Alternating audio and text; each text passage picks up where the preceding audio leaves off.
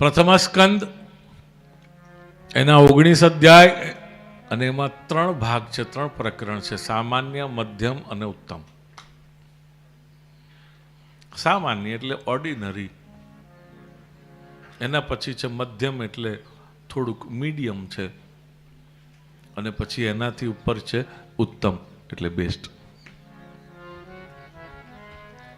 3 ની અંદર 3 વસ્તુ અલગ અલગ આપણને સમજાવે છે વાલા કુટુંબીજનો.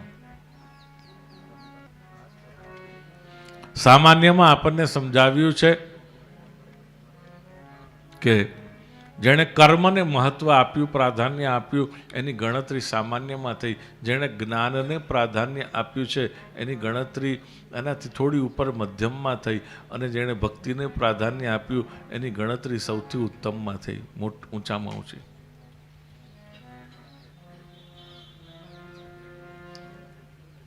કર્મ કરે રાખે, જે જીવનમાં સવારે ઉઠે, સાંજે ઉઠે, ત્રિકાલ સંધ્યા કરે, ગાયત્રી કરે, આ કર્મ છે. ઋષિ મુનિઓ 88,000 છે, એ લોકો ભલે ભાગવતની કથા સાંભળી રહ્યા છે, પણ કર્મને માટે એ કથા પણ છોડીને પાછા ઊભા થાય. કારણ કે સવારે 7 વાગ્યાથી શરૂ થાય તે બપોરે 1 વાગે, ને પછી વળી પાછી 1:48 શરૂ થાય તે સાંજે 7 વાગે કથા પતે.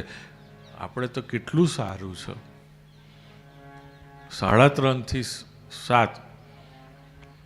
મને પેલા મહારાજ કહેવા આવ્યા, નીરવભાઈ, મન કે તમે 2:45 જઈને બેસી જાઓ, લોકોને હજી ચા પીવાનું બાકી હોય. મેં કીધું જમવાનું જમ્યા પછી પાછી ચા પીવાની એમ બચે?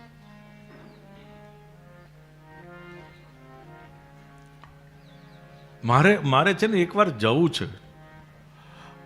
ગાયના, ભેંસના, ઘોડાના, હાથીના, આ બધાના નિવાસ સ્થાન જ્યાં હોય ને ત્યાં મારે જવું છે. તમે આવશો કે નહીં આવો? હે? પણ જોવા શું જવું છે એ કહી દઉં? ના, મારે એ જોવું છે કે એ લોકોને એવું હોય છે કે ચા પીવે તો ટેમ્પો આવે, કે ચા પીવે તો જ એને હવારના પરમાં પેટ ચોખ્ખું આવે. ખાલી માણસ ભગવાનની શ્રેષ્ઠ કૃતિ કહેવાય, અને છતાંય આવો પરાધીન. ભગવાનની બેસ્ટ પ્રોડક્ટ, અને એ જ આવી પરાધીન. પરાધીન એટલે ડિપેન્ડન્ટ. કે ઘડિયાળમાં 3 વાગ્યા ને બસ, તો હવે ચા તો પીવી જ પડે.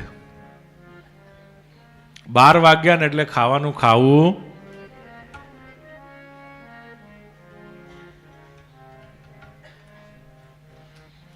બોલો ગોવર્ધન.